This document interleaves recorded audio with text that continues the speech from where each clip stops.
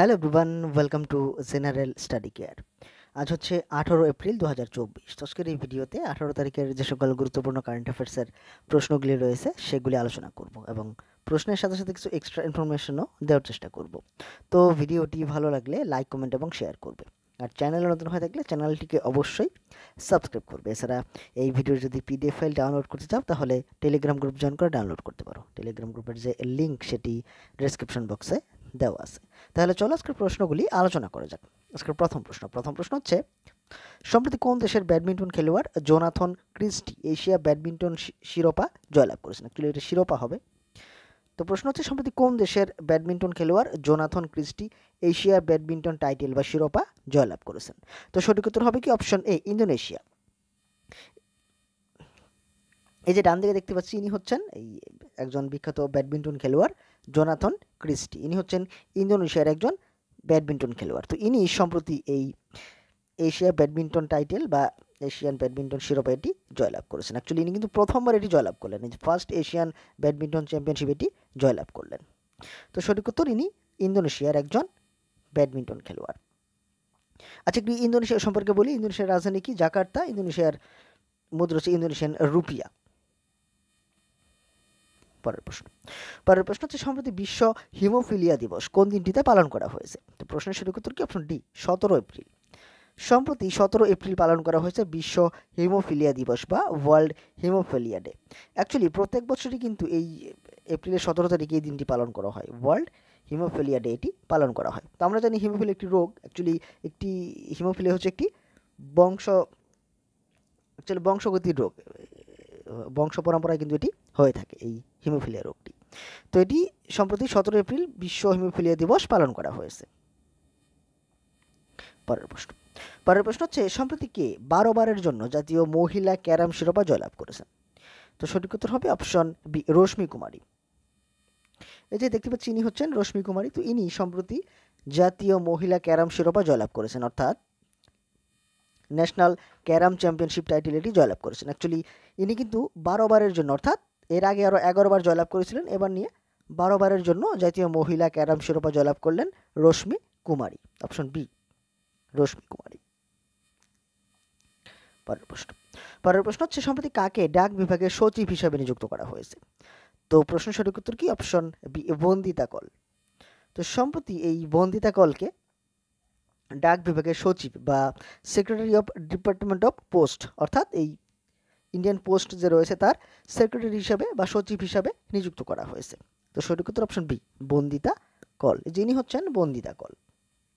আচ্ছা, সাম্প্রতিক সময়ে যে অন্যান্য গুরুত্বপূর্ণ কিছু অ্যাপয়েন্টমেন্টস হয়েছে সেগুলি বলি। যেরকম সম্প্রতি ইউএসআইএসপিএফ তরুণ বাজাজকে ইউএস ইন্ডিয়া ট্যাক্স ফোরামের ইউএস ইন্ডিয়া ট্যাক্স ফোরামের চিফ হিসাবে নিযুক্ত করেছে। এছাড়া সম্প্রতি প্রাক্তন ভারতীয় হকি খেলোয়াড় হারেন্দ্র সিংকে জাতীয় মহিলা হকি দলের প্রধান কোচ হিসাবে নিযুক্ত করা হয়েছে। আর সম্প্রতি লিন্ডে ক্যামেরনকে ইউনাইটেড কিংডম ভারতে তাদের পরবর্তী হাই কমিশনার হিসাবে নিযুক্ত করেছে। এছাড়া সম্প্রতি জগজিৎ পাভাদিয়াকে এই আইএনসিবি, অর্থাৎ ইন্টারন্যাশনাল নার্কোটিক্স ডিপার্টমেন্ট যে রয়েছে তার চিফ হিসাবে নিযুক্ত করা হয়েছে 3য় বারের জন্য। এছাড়া সম্প্রতি আইপিএস অফিসার অনুরাগ কুমারকে সিবিআই এর জয়েন্ট ডাইরেক্টর হিসাবে নিযুক্ত করা হয়েছে। পরের প্রশ্ন হচ্ছে, সম্প্রতি কে এএম টিউরিং পুরস্কার জয়লাভ করেছেন? তো প্রশ্নের সঠিক উত্তর অপশন বি, এভি উইগডারসন। এই যেখানে দেখতে পাচ্ছি, ইনি হচ্ছেন এভি উইগডারসন। তো ইনি সম্প্রতি এএম টিউরিং পুরস্কার জয়লাভ করেছেন। অ্যাকচুয়ালি যে এএম টিউরিং পুরস্কার এটি মূলত কম্পিউটারের উপরে দেওয়া হয়। তো সম্প্রতি জয়লাভ করেছেন এভি উইগডারসন। Option B. আচ্ছা, সাম্প্রতিক সময়ে যে অন্যান্য গুরুত্বপূর্ণ কিছু অ্যাওয়ার্ড প্রদান করা হয়েছে সেগুলি বলি। যেরকম সম্প্রতি গেইল ইন্ডিয়া লিমিটেড 15তম সিআইডিসি বিশ্বকর্মা অ্যাওয়ার্ড জয়লাভ করেছে। আর সম্প্রতি গ্ল্যামার অ্যান্ড লাইফস্টাইল অ্যাওয়ার্ড 2024 জয়লাভ করেছে ডক্টর নিখিলেশ তারাচাঁদ জৈন। এছাড়া সম্প্রতি ইসরোর যে বিজ্ঞানীরা রয়েছেন তারা চন্দ্রযান 3 মিশনের জন্য জন এল জ্যাক সুইগার্ট জুনিয়র অ্যাওয়ার্ড জয়লাভ করেছেন। আর সম্প্রতি মমতাজি সাগর জয়লাভ করেছেন ওয়ার্ল্ড লিটারেরি প্রাইজ, অর্থাৎ বিশ্ব সাহিত্য পুরস্কার জয়লাভ করেছেন এই মমতাজি সাগর। আর সম্প্রতি এই ভারতীয় একজন স্পিরিচুয়াল লিডার যার নাম হচ্ছে লোকেশ মনি, তিনি কিন্তু US presidents gold volunteer service award জয়লাভ করেছেন। পরের প্রশ্ন হচ্ছে সম্প্রতি টি-20-তে 500টি ছক্কা হাঁকানো প্রথম ভারতীয় খেলোয়াড় কে হয়েছেন? তো এখানে সঠিক উত্তর হবে option A, Rohit Sharma. Actually Rohit Sharma হচ্ছেন প্রথম ভারতীয় যিনি টি-20-তে 500টির বেশি ছক্কা হাঁকিয়েছেন এবং একমাত্র ভারতীয় যিনি 500টির বেশি ছক্কা হাঁকিয়েছেন টি-20-তে। তো সঠিক উত্তর option A, Rohit Sharma. Actually Rohit Sharma হচ্ছেন প্রথম ভারতীয়, কিন্তু গ্লোবালি যদি দেখি, অর্থাৎ এর আগে গ্লোবালি কিন্তু আরও অনেকেই এই 500-র বেশি বা 500টির বেশি ছক্কা হাঁকিয়েছেন, যেরকম ক্রিস গেল রয়েছেন, সবচেয়ে বেশি ছক্কা হাঁকিয়েছেন ক্রিস গেল, তারপরে কাইরন পোলার্ড রয়েছেন, তারপরে অ্যান্ড্রে রাসেল রয়েছেন, এরা কিন্তু এই রোহিত শর্মা থেকেও বেশি ছক্কা হাঁকিয়েছেন। আর রোহিত শর্মা হচ্ছেন প্রথম ভারতীয় যিনি 500টি ছক্কা হাঁকিয়েছেন। পরের প্রশ্ন হচ্ছে সম্প্রতি কোন কোম্পানির সিইও অর্জুন মোহন ইস্তফা দিয়েছেন? তো সঠিক উত্তর অপশন বি, বাইজুস। তো আমরা জানি অ্যাকচুয়ালি যে বাইজুস এটা হচ্ছে একটি লার্নিং অ্যাপ। তো সম্প্রতি বাইজুসের মার্কেট কিন্তু খুব ডাউন হয়ে গেছে। তো এজন্যই কিন্তু এর যে সিইও, অর্থাৎ এই যে বাইজুসের যে সিইও অর্জুন মোহন, এনার পদ থেকে ইস্তফা দিয়েছেন। তো ইনি হচ্ছেন অর্জুন মোহন। তো ইনি সম্প্রতি বাইজুসের সিইও পদ থেকে ইস্তফা দিয়েছেন। পরের প্রশ্ন হচ্ছে সম্প্রতি উত্তরপ্রদেশের কোথায় প্রথম কাচের স্কাইওয়াক ব্রিজ বানানো হয়েছে?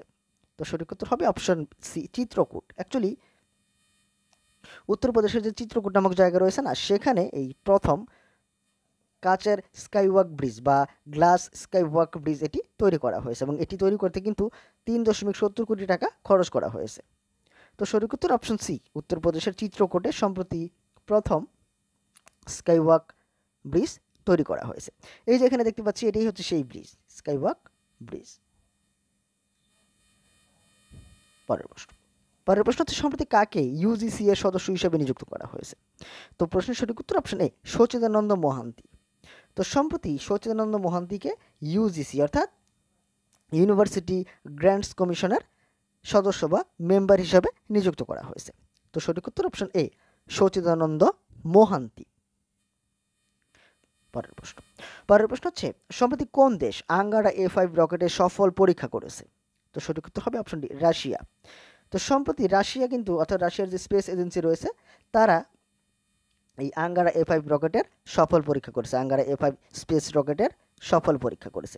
আচ্ছা, যে এই রাশিয়ার স্পেস এজেন্সির নাম কি? রাশিয়ার স্পেস এজেন্সির নাম হচ্ছে রসকমস।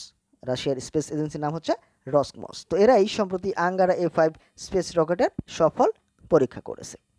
আচ্ছা, রাশিয়ার রাজধানী কি? রাশিয়ার রাজধানী হচ্ছে রুবেল, আর রাশিয়ার বর্তমানে রাষ্ট্রপতি হচ্ছেন ভ্লাদিমির পুতিন। আর রাশিয়ার রাজধানী কি? মস্কো।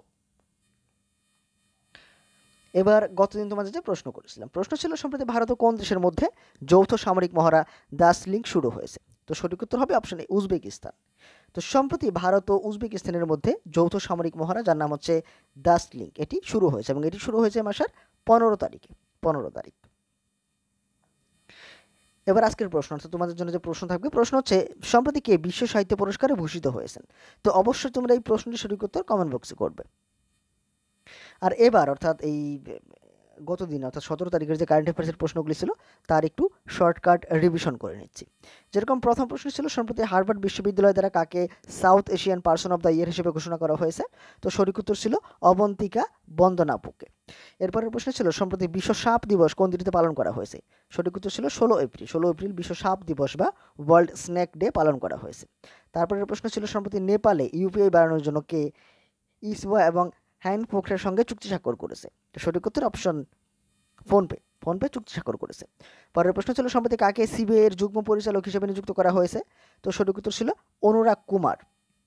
তারপরের প্রশ্ন ছিল সম্প্রতি কাকে আমেরিকার রাষ্ট্রপতি ভলেন্টিয়ার্স সার্ভিস 2024 দ্বারা সম্মানিত করা হয়েছে? তো সঠিক উত্তর ছিল লোকেশ মুনিকে। এরপরের প্রশ্ন ছিল ইন্দিরা গান্ধীর পর দ্বিতীয় ভারতীয় প্রধানমন্ত্রী হিসেবে নরেন্দ্র মোদী কোন পত্রিকার কভার পেজে এসেছেন? তো সঠিক উত্তর ছিল নিউজ উইক। পরের প্রশ্ন ছিল সম্প্রতি প্রয়াত জ্যাক ক্লার্ক কোন দেশের ক্রিকেটের সাথে যুক্ত ছিলেন? সঠিক উত্তর ছিল অস্ট্রেলিয়া। তারপরের প্রশ্ন ছিল সম্প্রতি কোন পেমেন্ট ব্যাংক আধার এটিএম পরিষেবা শুরু করেছে? তো সঠিক উত্তর ছিল ইন্ডিয়ান পোস্ট পেমেন্ট ব্যাংক। তারপরের প্রশ্ন ছিল সম্প্রতি ভারত কোন দেশকে 35টি অ্যাম্বুলেন্স এবং 66টি স্কুল বাস উপহার দিয়েছে? তো এখানে সঠিক উত্তর ছিল অ্যাকচুয়ালি এটা নেপাল হবে, বাংলাদেশটা এখানে হবে না। তো সঠিক উত্তর অপশন বি, নেপাল। সম্প্রতি ভারত নেপালকে 35টি অ্যাম্বুলেন্স এবং তার সঙ্গে সঙ্গে 66টি স্কুল বাস উপহার দিয়েছে। আর 10 নম্বর প্রশ্ন ছিল, সম্প্রতি আন্তর্জাতিক মুদ্রা তহবিল 2024-25 বছরে ভারতের আর্থিক বৃদ্ধির হার কত থাকার অনুমান করেছে? তো সঠিক উত্তর ছিল 6.8%। তো বন্ধুরা, ছিল আজকের ভিডিও, যেখানে 18 তারিখের গুরুত্বপূর্ণ কারেন্ট অ্যাফেয়ার্সের প্রশ্নগুলি আলোচনা করলাম। তো ভিডিওটি কেমন লেগেছে অবশ্যই কমেন্ট করে জানাবে, আর ভিডিওটি ভালো লাগলে লাইক, কমেন্ট এবং শেয়ার করবে। আর চ্যানেলে নতুন হয়ে থাকলে চ্যানেলটিকে অবশ্যই সাবস্ক্রাইব করবে। পরের ভিডিওতে অন্যান্য প্রশ্নাবলী নিয়ে হাজির হব। আজকে ভিডিওটি দেখার জন্য ধন্যবাদ।